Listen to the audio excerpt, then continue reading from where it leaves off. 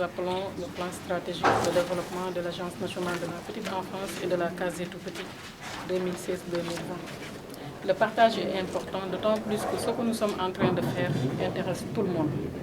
Et nous venons d'un conseil présidentiel sur les assises de l'éducation et de la formation. Et lors de ces assises, une directive importante a été prise par le chef de l'État, son Excellence Macky Sall. La directive consiste à la généralisation de la prise en charge de la petite enfance au Sénégal. Dans ce contexte, nous aussi, il a été mis en œuvre des programmes, des contrats de performance au niveau de l'agence. Nous avons jugé utile de partager nos documents stratégiques avec nos partenaires pour qu'ils sachent effectivement qu'est-ce que nous comptons faire durant les 5 prochaines années. Et aujourd'hui, comme vous le savez tous, les défis, elles sont là. Nous avons les défis de l'accès, c'est-à-dire les constructions des structures de prise en charge de la petite enfance, casier tout petit, garderie communautaire, etc. Mais aussi nous avons les défis de la qualité. La qualité, c'est la formation des éducateurs initiale, mais aussi la formation continue. Autre défi aussi, c'est la prise en charge holistique de la petite enfance, tel qu'il a été indiqué dans le document de politique nationale de développement intégré de la petite enfance au Sénégal.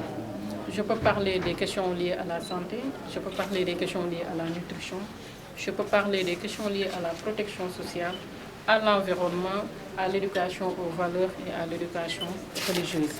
Donc tout ce paquet de services étant élaboré dans ce document stratégique, comment l'agence compte faire pour développer le sous-secteur de la petite enfance au Sénégal, nous nous sommes dit, le document a été validé par l'organe délibérant de l'agence, donc il est important de le partager avec tous les acteurs pour qu'ils sachent là où nous voulons aller avec eux pour développer le sous-secteur de la petite enfance pour les prochaines années. Et quels sont les moyens et difficultés? Vous l'avez noté tout à l'heure. Bien sûr.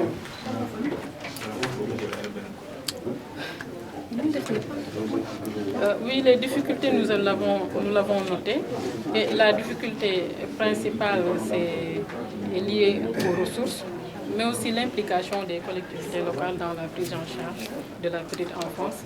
Et heureusement, nous avons la présence de toutes les structures qui regroupent les élus locaux. Nous avons la présence de l'ADL, de l'AMS, mais aussi de l'UAE qui regroupe toutes ces structures-là. Et aujourd'hui, je pense qu'il est important que les collectivités locales s'impliquent davantage dans ce qui se fait au niveau local, parce que nous avons beaucoup de partenaires qui font des initiatives, qui construisent des cases tout petits, des structures de développement intégré de la petite enfance. Mais il est important que les collectivités locales, que les maires, les présidents de département puissent non seulement capitaliser ces expériences au niveau local, mais aussi qu'ils puissent mettre la main dans la poche et donner une part importante au sous-secteur de la petite enfance au moment même de la répartition des fonds de dotation. Je pense que c'est important. D'accord. Et au finish, les conclusions de ces travaux iront, comme d'habitude, dans les tiroirs ou seront... Pas du tout. Les conclusions de ces travaux n'iront jamais dans les tiroirs parce que nous sommes là pour recueillir les avis des uns et des autres, mais aussi s'imprégner davantage de ce qui se fait ailleurs. Et tout cela va nous aider à capitaliser les échanges d'expériences pour mieux booster le taux de préscolarisation. Parce que je l'ai dit tantôt, le challenge est simple, je pense que l'objectif est unique. Comment faire pour, en tout cas conformément aux orientations du paquet, de booster le taux de préscolarisation d'ici 2025. Vous avez parlé tout à l'heure de stratégie. Alors concrètement, qu'est-ce qui va être fait? Qu'est-ce qui va être fait? Déjà, il y a beaucoup de choses qui sont en train d'être faites.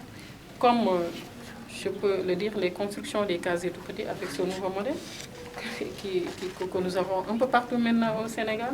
Nous avons des cases à Goudomp, nous sommes en train de construire à Malem Odar, à Kédougou, partout. Et nous avons pris quand même cette volonté. Parce que nous nous sommes dit, il n'est pas normal, au moment où nous parlons de l'éducation pour tous, qu'il y ait une cible qui est là, qui est la petite enfance, et que cette cible soit laissée en rade. Heureusement, le président de la République l'a bien compris en soutenant les initiatives de l'Agence nationale de la case des tout-petits à travers le ministère de la Femme, le ministère de tutelle, pour qu'on puisse surtout s'accentuer sur les constructions des structures de développement intégré de la petite enfance. Mais aussi remercier l'UNICEF, par ses initiatives, des modèles communautaires. Parce qu'aujourd'hui, les enjeux, c'est diversifier l'offre partout, construire des structures partout dans le Sénégal pour que ces enfants qui sont ailleurs puissent être en tout cas enrôlés dans les structures et pour que ces enfants puissent bénéficier d'une prise en charge complète mais aussi de qualité dans les structures de développement intégré de la petite enfance.